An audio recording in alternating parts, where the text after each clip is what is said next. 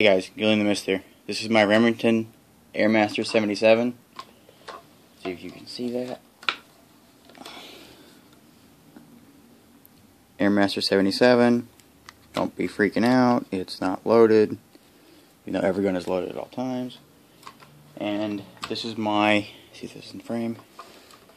That is my homemade PVC Bipod. And this is how I made it. It does pivot side to side with the gun. If you're shooting on a hill or something, the side of a hill. And the legs are detachable. Just pull these pins and they slip right off.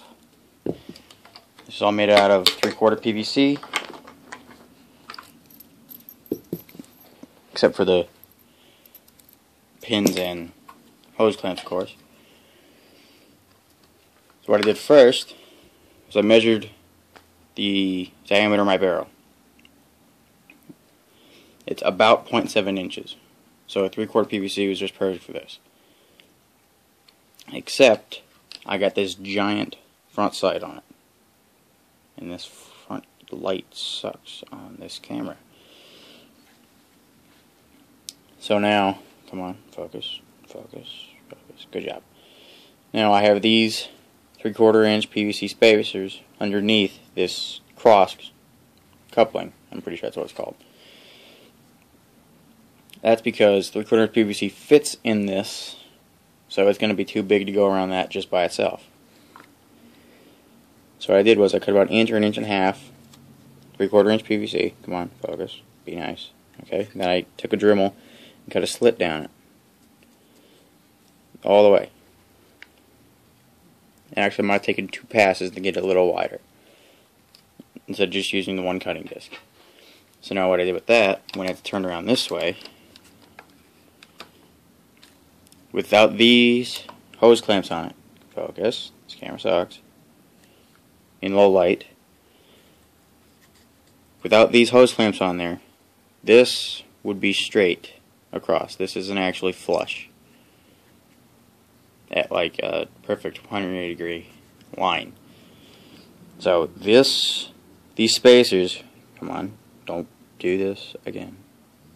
These spacers will slip around this front sight. It'll rub on it, but you have to wind it a little bit, slip it around, and then when you get back here, they'll pop off. They'll pop onto the barrel. I put this one on first. Then I did the coupling. I cut, oh, if you can see underneath, come on, focus, be nice. See underneath here, I cut the whole coupling down. Took 2 or 3 passes at it to make sure, just to get it the right width. And that would slip over this, and then I put the other one of these on, which is the same way as the back one. And they just go here and there, nothing in the middle here. And then the hose clamps. I do actually undo the whole hose clamp, and then put it on right here, and then tighten it down. So now that's on there, and you can see how, and I'm not directly behind the camera,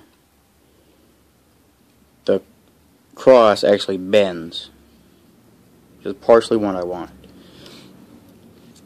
And what I just had to start with is these pieces without holes in them, just slip in, and these 45s without holes in them, just to slip on.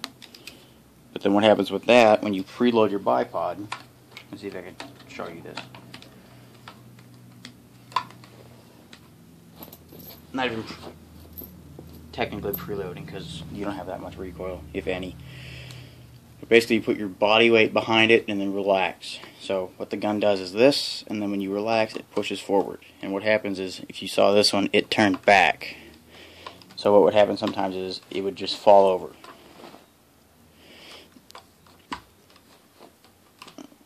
Like something like that. So what I did was, got these perpendicular to the barrel as best I could. Come on, don't do this. This camera sucks. Got it perpendicular to the barrels, as perpendicular to the barrel as I could. Then I drilled a hole just a little bit bigger than this pin. So that the pin will slide in. If I could do this. Will slide in. And then go all the way through. So it's sort of locked. It will rock a little bit. But that's okay with me. Same on the other side. The pin, after you line the holes up, of course. Come on, focus. Just slips right in.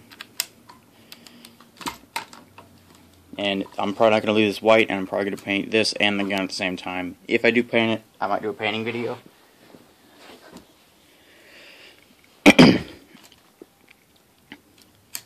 And I might even modify this even more so it has extendable legs. Again, all made out of PVC. And it's winter right now at the time of making this video, so I haven't gotten out to shoot it yet. I made this during the summer, or late summer, early fall. Not with the pin part, but just the slip part. And I just got around to making the legs to lock. And if I didn't mention, these 45s are glued to the legs. And these pieces right here are glued to the cross. That's the only gluing I did on this. I haven't had any problems with the end caps coming off. So all I did was basically put them on and smack them on a rock.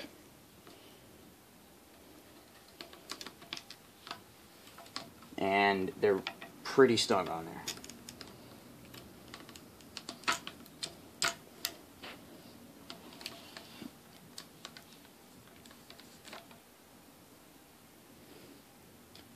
Well, the other one is. Yeah, that's the one. That was my hand slipping on it. That wasn't it turning. And make sure when you're doing this, if you're using irons, your iron sights, that your hose clamps, like the actual screw part right here, isn't straight up above it, because that will interfere with this. And if you use a lower mounted scope, make sure that's down as well.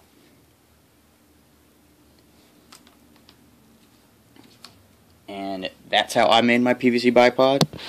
Please, any constructive criticism is helpful. This says 8 minutes long. I didn't think it'd take that long.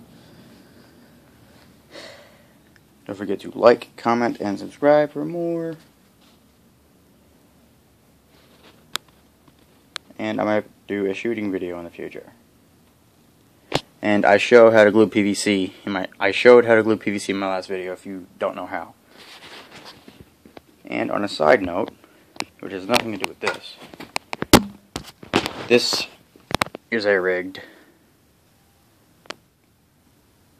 I don't know what you want to call it, tripod? Camera holder? Phone holder? Got some quick grips.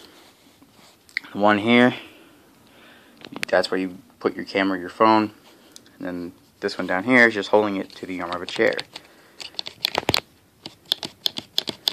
You can see that down there. And then you can adjust this forward and back, side to side a little bit, and then up and down, kind of.